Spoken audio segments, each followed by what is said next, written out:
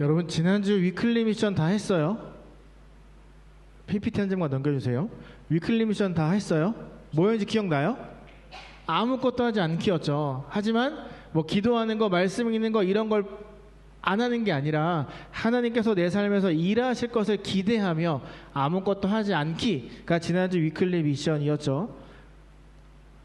전혀 모르는 얼굴들인데 나 알고 있었죠? 네, 좋아요. 그렇게 하나님의 일하심을 기대하며 살았을 거라고 믿겠습니다. 여러분 이제 오늘부터 우리는 이제 수련회 끝나는 날까지 딱 한 사람에 대해서 말씀을 나눌 거예요. 그 사람은 야곱인데 이 야곱의 인생을 통해서 하나님을 만난 사람이 어떻게 변화되었는지, 그리고 내가 하나님을 알고 믿는 내가 어떻게 변화되어 가는지를 함께 살펴보았으면 좋겠어요.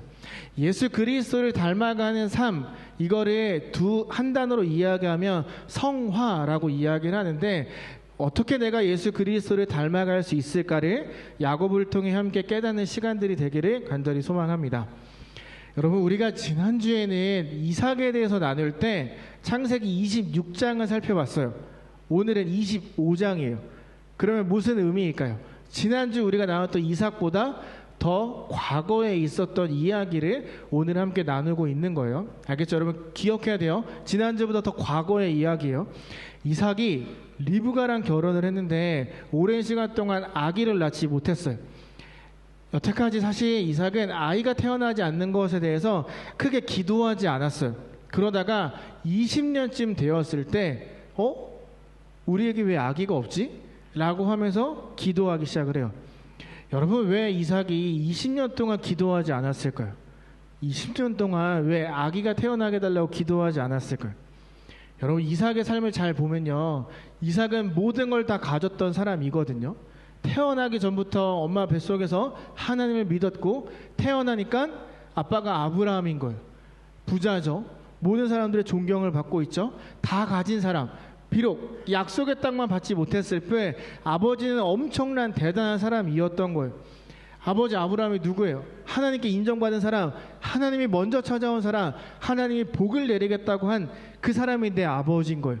태어나니까 집에 돈도 많아요. 모든 사람들이 다 자기를 받들어 세워줘요. 자기가 움직이면 모든 사람들이 다 달려와서 챙겨줘요. 이삭이 부족함이 없었던 거예요. 그러다 보니까 믿음이 약했어요.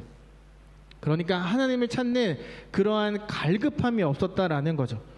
여러분 대부분의 모태신앙, 그러니까 엄마 뱃속에서부터 믿었던 친구들은 모두가 다 그런 건 아니지만 대부분 하나님을 향한 그런 뜨거움, 간절함이 좀 없어요. 부족할 때가 있어요. 왜냐하면 태어나자마자 난 교회에 있었고 태어나자마자 예배 자리에 있었다 보니까 내 믿음이 조금은 좋다라고 생각할 때가 많거든요. 엄마 아빠가 믿는 하나님이 당연히 내 하나님이 될 거라 생각하고 그런 절박함, 기도 이런 것들을 많이 하지 않아요. 여러분 이삭이 아버지에게 들었어요. 아버지가 75세에 하나님을 만나고 자기가 태어날 때까지 25년이 걸렸다는 이야기를 들었어요. 그러니까 단순하게 생각한 거죠.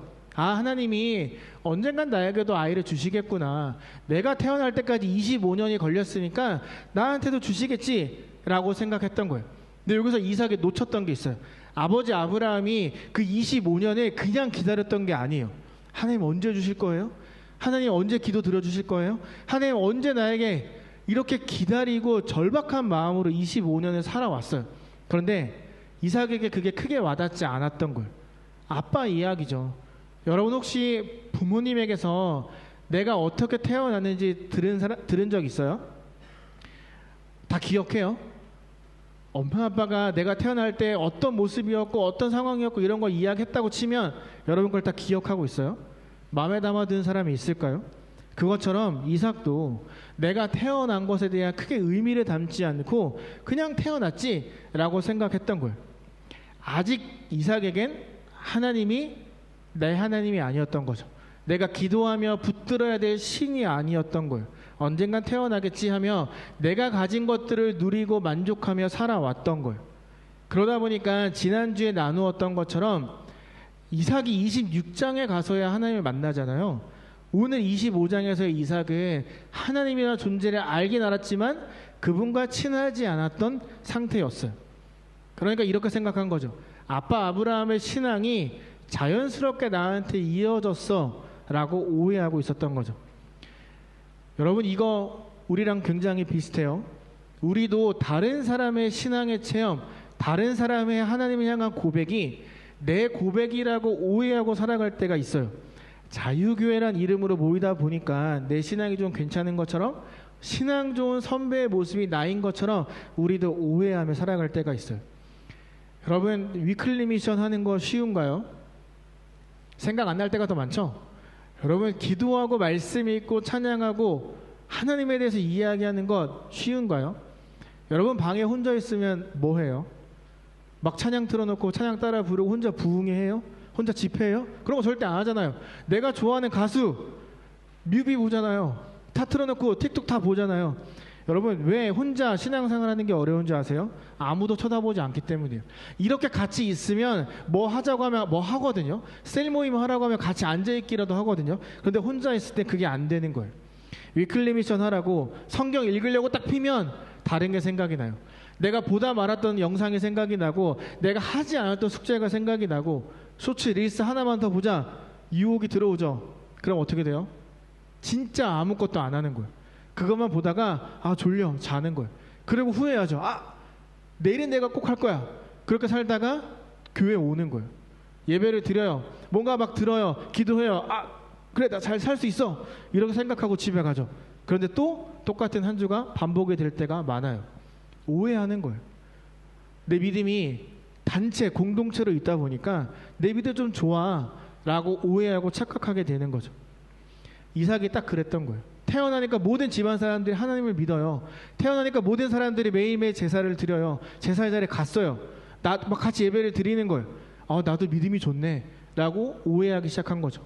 그리고 아버지의 모든 것들이 다 나에게 이어졌어요. 아버지가 갖고 있던 모든 재산이 내게 됐어요. 당연히 하나님도 내 하나님이 될 거라고 착각했던 거죠. 그렇게 막 편하게 살아가던 어느 날 갑자기 그가 이상하게 기도하기 시작해요. 이삭이 맞나 싶을 정도로 절박하게 하나님 앞에 매달려서 기도하기 시작해요. 그 전까지 하나님을 알았지만 기도하지 않았거든요. 의지하지 않았거든요. 하나님을 붙들려는 시도조차 하지 않았거든요. 그런데 그가 자녀 때문에 절박한 심정으로 매달려요. 기도해요. 응답을 받아요. 아이가 태어났어요. 그럼 여러분 어떻게 해야 될까요? 열심히 기도해서 하나님이 들어주셔서 막 내가 원하던 게 이루어졌어요. 그럼 우리는 어떻게 해야 돼요? 어떻게 할까요? 감사하죠. 당연히 하나님 감사합니다, 땡큐 뭐 이런 얘기 해야죠. 근데 이삭이 하지 않아요. 하나님의 기도를 들어주셔서 애가 딱 태어났는데 하나님은 더 이상 찾지 않아요. 기도할 때 그 절박한 마음을 잃어버리고 사는 거예요. 자, 여러분들은 어떤가요? 우리도 하나님의 은혜를 경험했죠. 여러분에게는 여전히 하나님을 향한 그 절박한 마음이 있나요? 여러분 지금 이렇게 들어오는 거 싹 보고 있죠? 그러고부터가 이미 우리 마음속엔 하나님보다 다른 것들이 더 많은 것들을 빼앗기고 있다는 뜻이에요. 여러분 어때요? 여러분 은혜 경험했죠? 그 하나님의 은혜를 계속 기억하고 살아가는 절박한 마음, 그런 게 있나요? 여러분 매일매일 하나님 앞에 나가서 말씀 읽어야지, 기도해야지, 이런 그런 마음이 있나요? 아니면 이삭처럼 특정한 때 나에게 필요할 때 기도하고 하나님에 붙들었다가 이루어지면 또 내 마음대로 살아가고 있지 않았는가 잘 생각해 봐야 돼요. 여러분 다른 사람들의 입에서 나오는, 다른 사람들이 경험한 예수님에 대한 이야기를 우아하고 넘어가지 마세요. 그 사람의 신앙 고백과 그 사람의 하나님을 향한 고백이 내 것인 것 마냥 오해하지 마세요. 여러분 그 사람은요 하나님의 일하심을 보기 위해서, 하나님이 나를 위해 일하고 계심을 보기 위해서 진짜 아무것도 하지 않고 참고 포기하고 싶어도 계속 기도하며 붙들었어요. 그래서 그러한 신앙의 삶의 고백을 하게 된 거예요. 여러분 그것처럼 여러분들에게도 하나님을 사랑하고 절박한 그런 마음들이 회복이 되어야만 해요. 그 회복의 시간이 저는 수련회가 될 거라고 믿습니다. 여러분 20년 만에 아들이 태어났어요. 아들들이 태어나는데 이 당시에 아기의 이름을 어떻게 붙였는지 아세요? 이 당시에 아기 이름 어떻게 붙였는지 아세요? 아기가 태어날 때 그날의 습도, 그날의 기분, 그날의 온도, 그날의 나의 마음에 따라서 이름을 막 갖다 붙였어요. 쌍둥이가 태어나는데 어떻게 이름을 붙였냐면 조금 충격적으로 이름을 붙여요. 여러분 상상을 해보세요. 아기가 태어나요. 막 태어난 아기의 피부가 좋을까요? 나쁠까요? 무조건 좋죠. 이 아기의 피부는 달랐어요. 동물 가죽을 걸친 것처럼 전신에 털이 가득했어요. 여러분, 아기가 태어났는데 온몸에 붉은 털로 매달린 아기를 본 적 있어요? 저였으면 바로 영상 찍었어요. 이거 100% 진짜 사람들 엄청 많이 보고 난 수익을 얻었을 거예요. 여러분, 에서가 딱 그런 거예요. 태어나는데 온몸이 붉고 털이 가득해요. 여러분이 부모라면, 내가 태어난 아기를 딱 봤는데 내 아기가 온통 붉은 털에 뒤덮여 있다면 여러분들은 어떻게 생각할 것 같아요? 이게 맞나? 아니, 하나님 기도 들어주시려면 제대로 들어주시지 뭐 이런 걸 줬어, 뭐 이렇게 생각하지 않을까요? 놀라운 거 이삭의 반응이에요. 붉은 털복숭이가 태어났네? 넌 에서야. 이렇게 이름을 갖다 붙이는 거예요. 이 에서는 두 가지 뜻이 있어요. 첫 번째, 동물 가죽처럼 거친 털이 가득한 너를 보니까 너는 야생적인 사람이 될 거야. 너는 굉장히 와일드한 남자가 될 거야. 너는 굉장히 의리가 넘치는 남자가 될 것 같아. 둘째, 붉다. 너는 굉장히 세속적이고 쾌락적이고 정열적인 남자가 될 것 같아. 정리하자면, 붉고 전신이 털로 뒤덮인 아기를 보자마자 넌 거친 남자가 될 거야 라고 에서라는 이름을 딱 갖다 붙인 거예요. 뒤를 이어 애가 또 태어나요. 근데 얘가, 우리 알죠? 형의 발 뒤꿈치를 잡고 태어난 거. 그냥 발 뒤꿈치 손을 탁 올린 게 아니라 붙들고 태어났어요. 거의 똑같이 태어나는데 붙들고 태어난 거죠. 근데 쌍둥이인데 얘는 털이 없어요. 너무 매끈한 거예요. 이건 여러분 유튜브 각 아니에요? 이거 엄청난 거잖아요. 연달아 나오는데 애들 이렇게 태어난 거예요. 근데 이삭이 침착해요. 놀라지 않고, 그래 넌 야곱이야. 넌 남을 속이는 사람, 사기꾼이 될 거야. 이렇게 이름을 붙여요. 여러분 생각해봐요. 발뒤꿈치만 잡았는데 이 사기꾼아라고 아빠가 애한테 이름을 붙인 거예요. 두 명이 태어났는데 첫 번째 넌 거친 남자, 두 번째 넌 사기꾼. 이렇게 아빠가 애 이름을 지은 거예요. 여러분 이게 이해가 되세요? 20년 동안 애가 없었어요.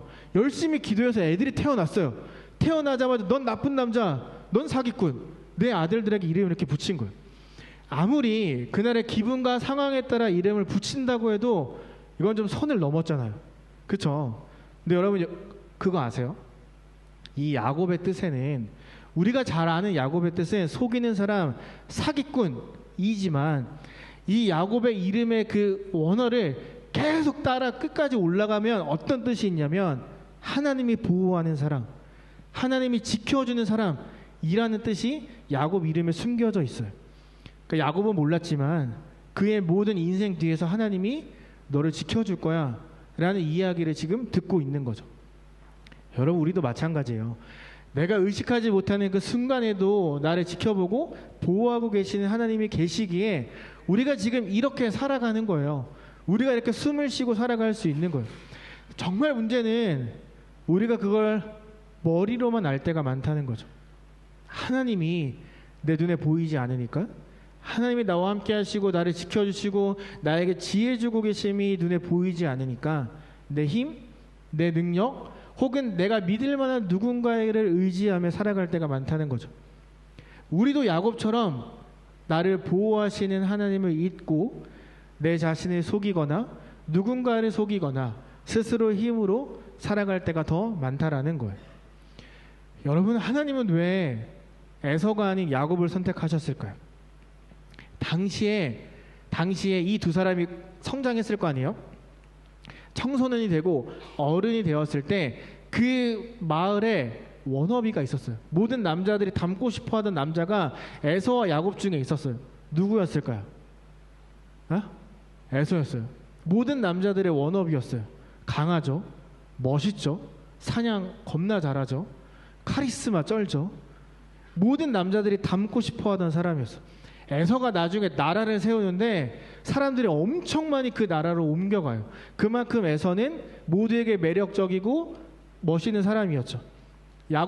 여러분에게 야곱은 어떤 이미지예요? 야곱 어떤 이미지예요? 날라리? 우리가 오해하는 게 있어. 이 야곱이 진짜 형사이가 얘기한 것처럼 날라리로 우리가 오해할 수도 있고, 마마보이 혹은 약한 사람, 형에 비해서 굉장히 막 등치가 작은 남자로 우리가 오해할 때가 많은데 절대 그렇지 않아요. 야곱은 목동이었어요. 목동은 아무나 시키지 않아요. 이 수많은 양과 염소를 곰과 호랑이, 사자에게서 싸워 이길 수 있는 남자들이 목동이 되는 거예요. 힘이 세고 강한 사람이 목동이 되는 거예요. 그러니까 야곱은 피부가 좋고 강렬한 이미지가 아니었을 뿐 그도 강하고 힘이 센 남자였다는 거죠. 다만 모든 사람들 앞에 나아가서 뭔가 말을 하거나 리더십이 있는 사람은 아니었던 거예요. 여러분 잘 생각해 봐요. 누가 봐도 형이 야곱보다 훨씬 더 뛰어나요. 누가 봐도 에서가 이 가문을 이어야 돼요. 누가 봐도 에서가 이 집의 리더가 되는 게 맞아요. 그런데 하나님이 에서가 아닌 야곱을 선택하셨어요. 사람들에 대할 때 계속 계산하고 사람들과의 관계를 맺을 때 잔머리를 굴리던 야곱을 먼저 선택하셨어요. 그에게 장자의 축복을 주시고 나중에 이스라엘이라는 이름을 바꾸어 주시고 그를 통해 12지파가 되는 아들들이 태어나요. 여러분 왜 하나님이 야곱을 선택하셨을까요? 사람의 눈으로 봤을 때 에서가 훨씬 더 뛰어난데 왜 야곱을 선택하셨을까요? 질문을 바꿔서 왜 하나님은 저와 여러분을 먼저 선택하셨을까요? 왜 하나님의 보호하심도 있고 내 힘대로 살아가고 스스로를 의지하고 내 편한 대로 살아가는 게 익숙한 저와 여러분을 먼저 선택하셨을까요? 여러분 그런 생각해 본 적 없어요? 저는 종종 생각하는데 하나님이 왜 나 같은 사람을 목사로 세우셨을까? 나보다 더 하나님을 사랑하고 나보다 더 뜨겁고 정열적인 그런 사람들이 있을 텐데 왜 하나님이 나를 세우셨을까? 여러분 그런 생각 안 해보세요? 왜 하나님이 나를 먼저 부르셨을까? 나보다 더 착하고 더 좋고 하나님을 잘 믿을 사람도 있을 텐데 왜 나를 먼저 선택하셨을까? 이런 생각 안 해봤어요? 여러분 엄마 리브가가 하나님에게 첫째 에서가 둘째 야곱을 섬기게 될 거야 라는 말을 들어요. 이삭 아빠도 들어요. 그리고 그걸 생각하고 태어난 아기를 봤는데 이 둘째가 첫째를 절대 넘어설 수 없는 비주얼이었던 거예요. 아무리 봐도 첫째가 둘째를 이길 수 없어요. 가능성이 없어요. 여러분 이들이 무슨 생각했을까요? 왜 에서가 아니라 야곱이지 생각하지 않았을까요? 너무 충격적인 말씀이에요. 내가 살아왔던 나의 경험과 이성으로 절대 이해할 수 없는 용납할 수 없는 그 말씀이 지금 이루어지고 있는 거죠. 이 당시 문화는요. 둘째가 첫째를 절대 넘어설 수 없어요. 둘째가 첫째보다 앞에 서는 것조차 용납이 되지 않던 사회예요. 그런데 어떻게 형의 동생을 섬기겠어요? 누가 봐도 능력 없어 보이고 약해 보이고 그런 둘째를 어떻게 형이 섬길 수 있겠어요? 왜 하나님은 우리보다 하나님을 더 사랑할 수 있는 사람들이 많은데 왜 우리를 먼저 선택하셨을까요? 여러분 이 하나님의 일방적인 선택, 주권적인 선택이 없었다면 어쩌면 우리는 이 자리에 없을 수 있어요. 왜 야곱을 선택하셨을까라는 생각조차 못할 거예요. 우리는 그냥 그렇게 살아가다가 하나님 없는 지옥에 가게 됐을 거예요. 만약에 하나님께서 우리들의 어떠한 특정한 조건을 보고 그래서 우리를 먼저 선택하셨다면 여러분 이 교회에는요 다양한 색깔을 가진 사람들이 아니라 다 똑같은 성격을 가진 사람들만이 와서 앉아서 하나님을 찬양하고 있었을 거예요. 우린 다 다르잖아요. 생각이 다 다르잖아요. 다른 말로 이야기하면 정말 미안하지만 저도 여러분도 가능성이 없던 사람들이에요. 하지만 하나님은 처한 상황이 다르고 모든 생각과 행동이 다른 저와 여러분을 먼저 선택하셨어요. 이건 우리의 외모, 우리가 가진 것, 우리의 능력에 따라 선택하신 게 아니라는 뜻이에요. 하나님의 선택은 인간의 조건에 달려있지 않아요. 우리가 어떤 조건을 갖고 있느냐, 우리가 얼마나 좋은 성적을 내느냐, 우리가 교회에서 얼마나 많은 일들을 감당하고 헌금을 내고 있느냐, 그게 하나님의 선택의 조건이 아니라는 거예요. 우리가 쉽게 바뀌지 않는다고 해도 예배에 나오려는 그 모습, 전혀 예배하고 싶지 않은 마음인데도 와서 일어나라고 하면 일어나서 입을 삐죽거릴지언정 찬양하는 그 모습, 우리를 위해 준비해 놓으신 그 은혜 자리에 순종하며 나오는 여러분의 모습, 친구가 없어도 하나님을 만나기 위해 예배 자리에 나오고 수련회 가고 하는 그 모든 결단, 그것들만으로도 족하기 때문에 하나님이 우리를 먼저 선택하신 거예요. 우리에게서 먼저 가능성을 보신 거예요. 그 가능성을 믿고 여러분을 먼저 선택해서 살려내신 거예요. 예배 집중하지 않아도, 말씀대로 살아가지 않아도 왜 내 인생은 이러지?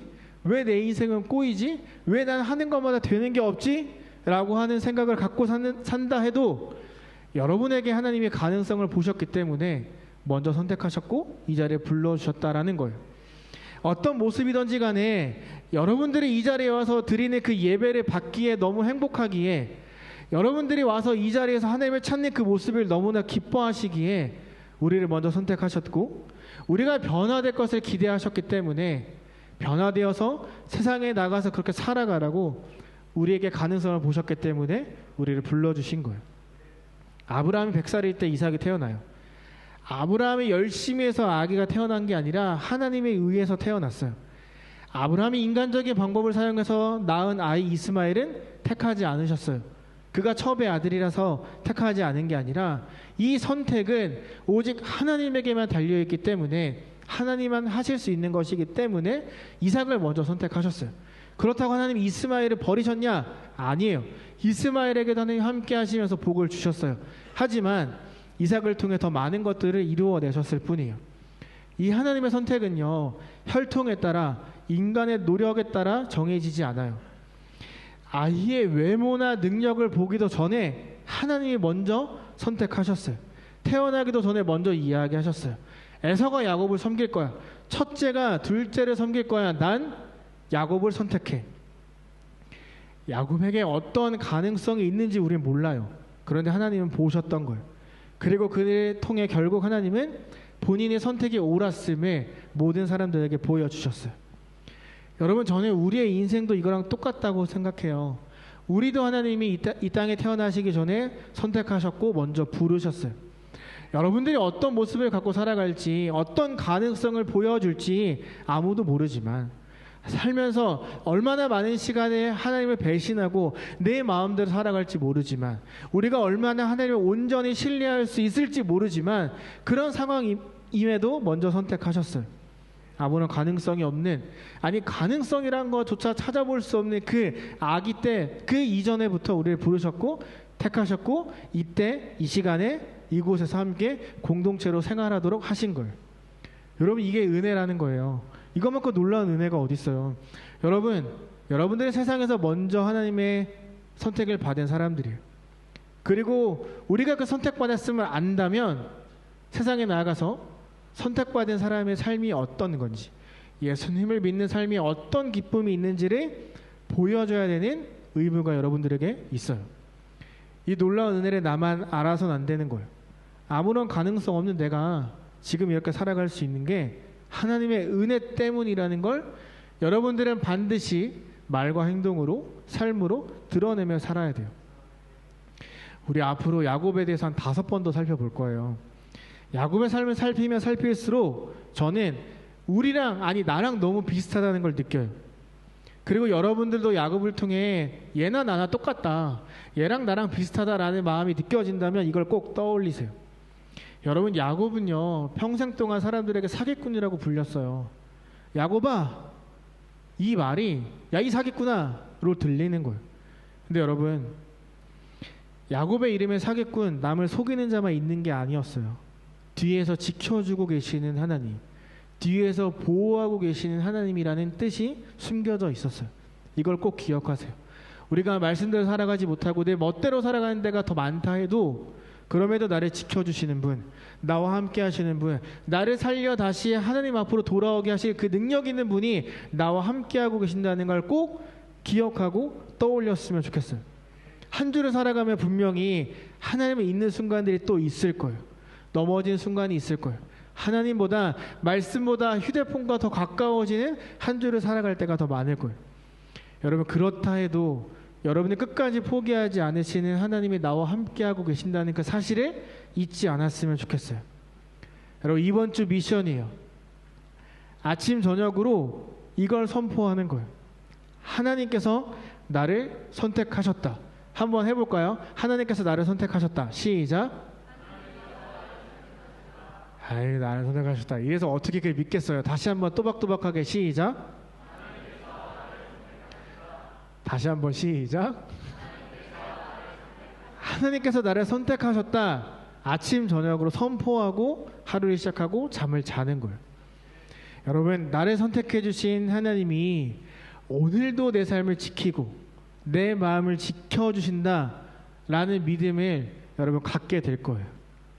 여러분, 하나님은요, 아무런 가능성이 없던 우리를 먼저 선택하셨고, 여러분들을 통해 예배받는 걸 기뻐하시고, 여러분들이 하는 찬양을 듣고 싶어 하시고, 여러분들이 연주하는 그 악기를 듣고 싶어 하시고, 여러분의 삶을 통해 하나님이 살아계심을 이 땅에 드러내기를 원하고 계세요. 하나님이 나를 선택하셨다. 굉장히 짧은 이 문장이지만 꼭 아침 저녁으로 선포하는 우리가 되었으면 해요. 그리고 나를 선택하신 하나님이 얼마나 크고 위대하신지를 꼭 깨닫는 이번 한 주가 되기를 저는 열심히 기도하겠습니다. 그러니까 하은아, 은민아 꼭 열심히 외치는 거 알겠죠? 여러분들 다 외치는 거예요. 하나님이 나를 선택하셨다. 그 기쁨에 알아가는 이번 한 주가 되기를 예수님의 이름으로 소망하며 축복합니다.